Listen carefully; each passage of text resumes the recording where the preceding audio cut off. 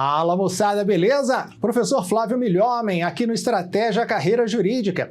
E eu trago para você mais uma dica de direito penal no nosso projeto 50 Dicas para MPs, aqui no Estratégia Carreira Jurídica. Vamos falar a respeito da pena privativa de liberdade, do seu limite de duração e da interpretação do Supremo Tribunal Federal a respeito da utilização do parâmetro legal constante do artigo 75 do Código Penal para outros benefícios. Então, tudo isso a partir de agora, uma análise legislativa e jurisprudencial do limite de cumprimento da pena privativa de liberdade. Joga aí! Muito bem, você me acompanha e nós vamos falar agora a respeito do enunciado número 715 da súmula do Supremo Tribunal Federal. Começamos com a análise do artigo 75, com a redação atualizada pelo pacote anticrime. O pacote anticrime aumentou em cerca de 30% o limite máximo de cumprimento efetivo da pena privativa de liberdade no interior do sistema carcerário. Dá uma olhada na tela.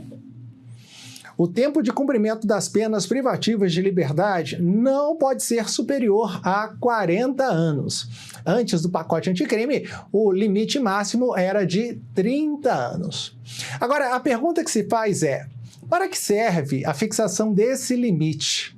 Ele serve única e exclusivamente para delimitar o tempo efetivo líquido de cumprimento da pena privativa de liberdade? Ou será que eu poderia me valer desse limite máximo de 40 anos para o cálculo de outros benefícios legais, como, por exemplo, a progressão de regime ou a concessão do livramento condicional?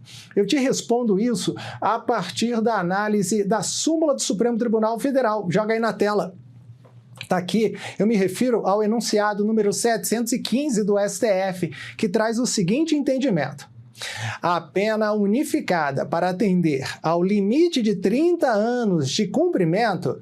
E aí a gente faz, obviamente, a atualização da interpretação jurisprudencial com o texto legal do artigo 75, não é 30, são 40 anos, né? A pena unificada para atender ao limite de 40 anos de cumprimento determinado pelo artigo 75 do Código Penal não é considerada para a concessão de outros benefícios, como o livramento condicional ou o regime mais favorável de execução. Então, fique ligado, minha amiga, fique ligada, meu amigo. O prazo de 40 anos, ele é exclusivo. Espera aí que já eu vou trazer uma outra interpretação, mas fica com a informação de que ele é exclusivo para o cálculo efetivo da pena a ser cumprida no interior do sistema carcerário em regime fechado. Máximo de 40 anos. Tá bom, professor? Se ele não serve como parâmetro para a progressão de regime, nem para a análise do tempo de pena já cumprido para a obtenção do livramento condicional, qual será o parâmetro devido, então? Vai ser a chamada pena unificada. O que é a pena unificada? É o somatório das penas às quais o apenado fora condenado por sentença condenatória transitada em julgado. Pode ser 40?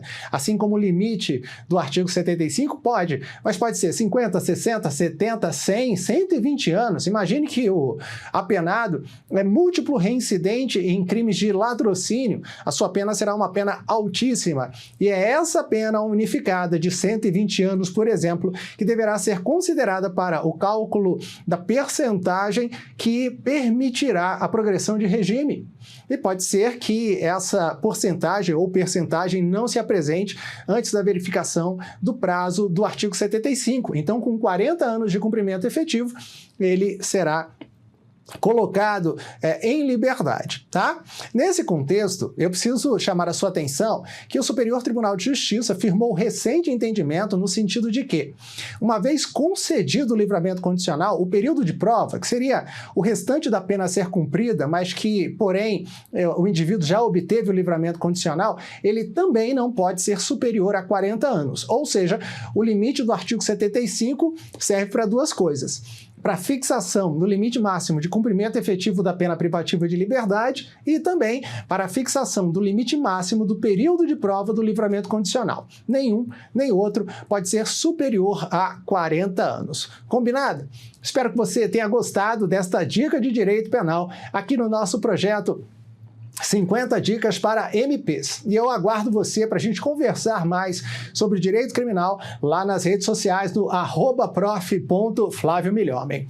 Tá aí, tá dado o recado. Um abraço do Milhomem. Valeu!